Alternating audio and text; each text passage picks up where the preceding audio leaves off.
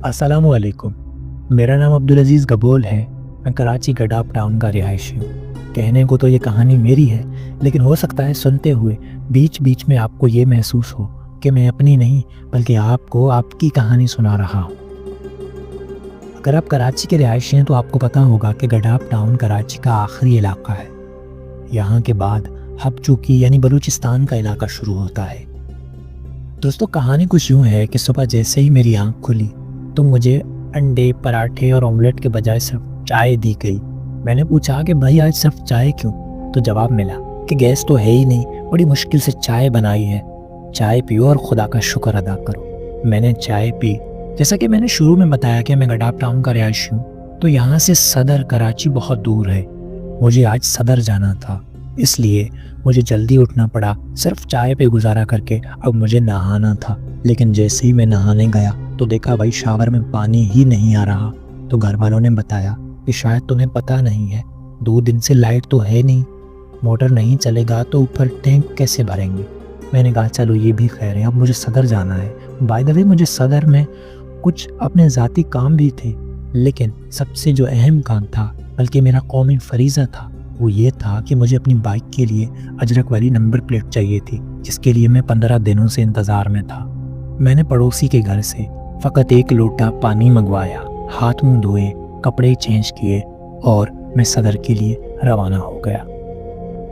اب ظاہر سی بات ہے، ہم دیہاتی لوگ اگر کبھی کبھار اندرون شہر کی طرف جائیں تو ہمیں تھوڑا سج دج کے جانا پڑتا ہے۔ اگر ہم ویسے ہی جائیں گے تو ہو سکتا ہے وہ گرینڈ آپریشن والے انکل ہمیں ہی نہ پکڑ لیں، اور ہو سکتا ہے کہ کچھ مخصوص لوگوں کی بات کر رہا ہوں وہ ہمیں غیر مقامی کہہ کر کچھ بول ہی نہ دیں۔ خیر، میرا موضوع آج یہ نہیں ہے، آپ کہانی پہ دھیان دیں۔ اگر آپ نے کہانی کو بیچ میں چھوڑ دیا تو پھر آپ کمنٹ بھی نہیں کرنا، کیونکہ پوری کہانی سننے کے بعد ہی آپ اپنی رائے دے سکتے ہیں، ورنہ آپ اس کہانی کو یہیں پہ چھوڑ دیں۔ دوستو، میں اپنی منزل کی جانب رواں دواں تھا۔ راستے میں میرا موبائل بجنے لگا۔ میں نے بائک کو ایک سائڈ پہ روکا، اپنا موبائل نکالا، دوست کی کال آ رہی تھی۔ جیسے ہی کال اٹینڈ کر کے میں موبائل کو کان پہ رکھنے لگا تو پیچھے سے ایک موٹر سائیکل سوار آیا جس کے ساتھ ایک اور بھی لڑکا بیٹھا تھا۔ انہوں نے فوراً سے میرا موبائل چھیننے کی کوشش کی، لیکن شاید میرا نصیب اچھا تھا کہ میرا موبائل بچ گیا۔ مگر ان کا دن بہت برا تھا کہ وہ موبائل چھیننے میں جب ناکام ہوئے تو میرے سامنے 2 قدم آگے ایک گٹر کا ڈھکن کھلا ہوا تھا، سیدھا جا کے اس گٹر میں گر گئے۔ خیر، 5 منٹ کا سفر طے کرنے کے بعد مجھے لگا کہ میری بائک کا پیٹرول ختم ہو گیا ہے۔ قریبی پیٹرول پمپ پہ گیا، میں نے 300 روپے کا پیٹرول ڈلوایا اور دوبارہ سے اپنے سفر کی جانب روانہ ہو گیا۔ راستے میں بہت کھڈے تھے، کچھ گٹرز کے ڈھکن کھلے ہوئے تھے، لیکن ان سے تو خیر بچ گیا۔ لیکن آگے جو تھا بھائی، اس سے بچنا مشکل تھا، کیونکہ آگے ایک سیاسی جماعت احتجاج کر رہی تھی۔ ان کے ہاتھ میں کچھ بینرز تھے اور ان پر کچھ اس طرح کے جملے لکھے ہوئے تھے: کراچی کو پانی دو، کراچی میں امن قائم کرو، ظالمانہ بجلی کے بل نامنظور، کراچی کا پیسہ کراچی میں لگاؤ، وغیرہ وغیرہ۔ بڑی مشکل سے میں نے وہاں سے راستہ نکالا، ان احتجاج والوں کی منتیں کی کہ بھائی میں بھی تم لوگوں کے ساتھ ہوں، مگر آج مجھے جانا ہے کیونکہ میں نے 15 دن انتظار کیا ہے اپنے نمبر پلیٹ کے لیے۔ اب اگر میں ٹائم پہ نہیں پہنچا تو ہو سکتا ہے مجھے یہ نمبر پلیٹ نہ ملے، کیونکہ آگے بھی مجھے 2 گھنٹے لائن میں کھڑے ہونا ہے۔ خدا بھلا کرے ان کا، انہوں نے مجھے راستہ دیا اور میں آگے نکل پڑا۔ جیسے ہی میں اپنی منزل مقصود پہ پہنچا تو میرا دل بہت خوش ہوا کہ الحمدللہ اج ہوں پنجی ثقافت جو رنگ پنجی بائک سے لگائیں دوں۔ بائی دا وے اس کا اردو ترجمہ یہ ہے کہ آج میں اپنی ثقافت کا خوبصورت رنگ اپنی بائک پہ لگاؤں گا۔ مجھے نمبر پلیٹ دیا گیا، میں نے اپنی بائک پہ لگوایا، خدا کا شکر ادا کیا اور واپس اپنے گھر کی طرف روانہ ہو گیا۔ کہانی ابھی آگے بھی بہت ہے، غور سے سنیے گا۔ اصل کہانی تو اب شروع ہوتی ہے۔ واپسی میں جو عجیب انکشاف ہوئے، بلکہ یوں کہوں کہ جو معجزات ہوئے، وہ سن کر شاید آپ کو یقین نہیں آئے۔ پہلا معجزہ تو یہ ہوا کہ جو لوگ حکومت کے خلاف نعرے لگا رہے تھے، جو احتجاج کر رہے تھے، اب ان کے ہاتھوں میں پھولوں کے ہار تھے۔ میں نے پوچھا بھائی یہ کیا ہوا؟ چند گھنٹوں میں ایسا کیا ہو گیا کہ آپ نے وہ نعرے بازی والے بینر پھینک کر اپنے ہاتھوں میں یہ پھولوں کے ہار لیے ہوئے کھڑے ہیں؟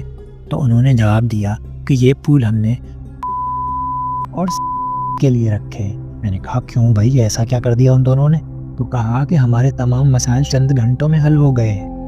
میں نے کہا وہ کیسے؟ انہوں نے کہا تم آگے جاؤ تمہیں خود ہی پتہ چلے گا۔ واقعی جیسے انہوں نے بولا ویسے ہی ہوا۔ میں جیسے ہی آگے بڑھا تو میں نے کہا چلو ابھی آیا ہوں تو دوبارہ سے کچھ بائک میں پیٹرول ڈلوا دوں، کیونکہ ہمارے علاقے میں نا گڈاپ میں قریب ہمارے گوٹ کے قریب کوئی پمپ ہے نہیں۔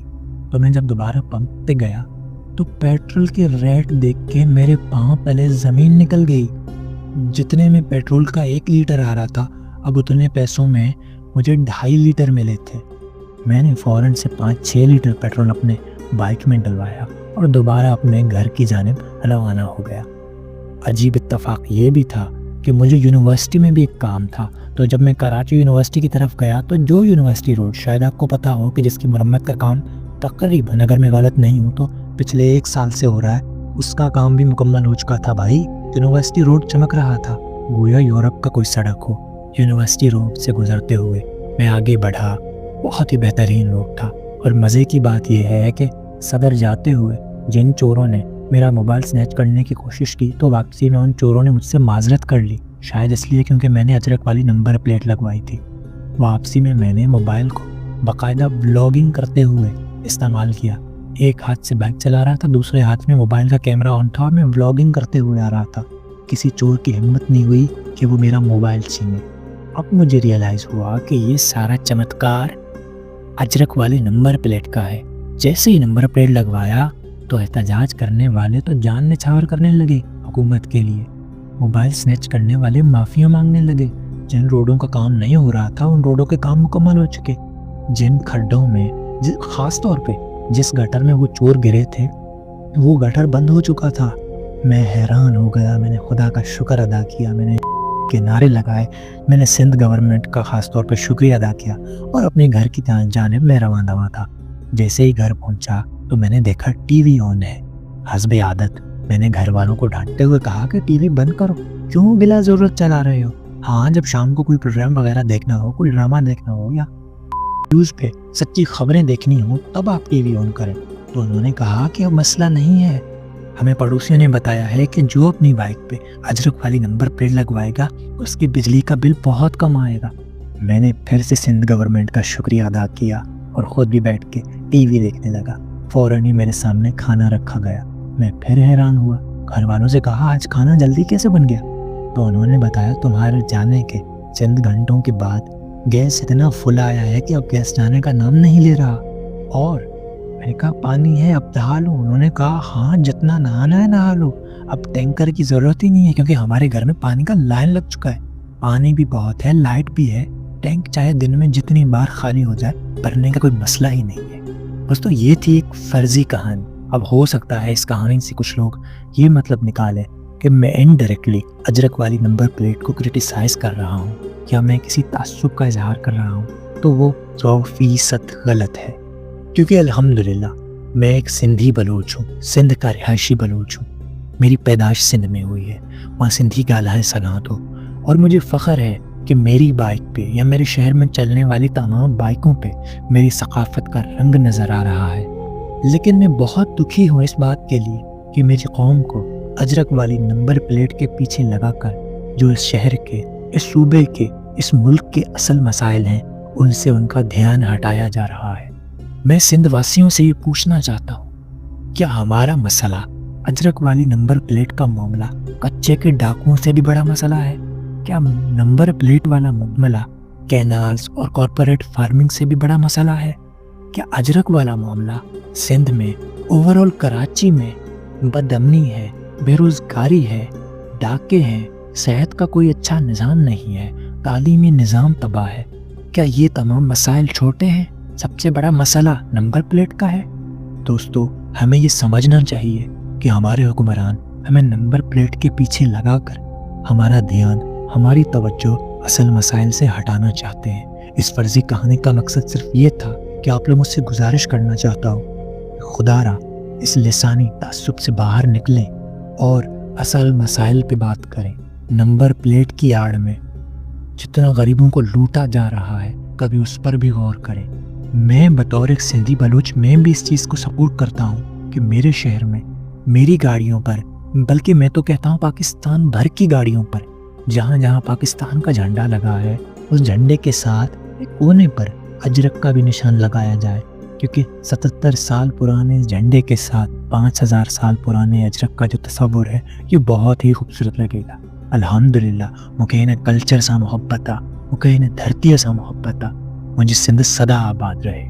میرا مقصد کسی کو پوائنٹ آؤٹ کرنا نہیں ہے، نہ ہی کسی خاص پولیٹیکل پارٹی کو میں کرٹیسائز کر رہا ہوں۔ یہ مسئلہ صرف میرا نہیں ہے، یہ میرے شہر کا ہے، میرے صوبے کا ہے، میرے ملک کا ہے، تو میرے ساتھ مل کر اس کے لیے آواز اٹھائیں۔ اگر آپ اس بات سے متفق ہیں تو اس ویڈیو کو شیئر کریں، کیونکہ میں نے شروع میں ہی کہا تھا نا، یہ کہانی صرف میری نہیں آپ کی بھی ہے۔ جہاں رہیں خوش رہیں، آباد رہیں۔ عزیز گبول آپ سے اجازت چاہتا ہے، ملتے ہیں انشاءاللہ ایک نئی کہانی کے ساتھ۔ خدا حافظ۔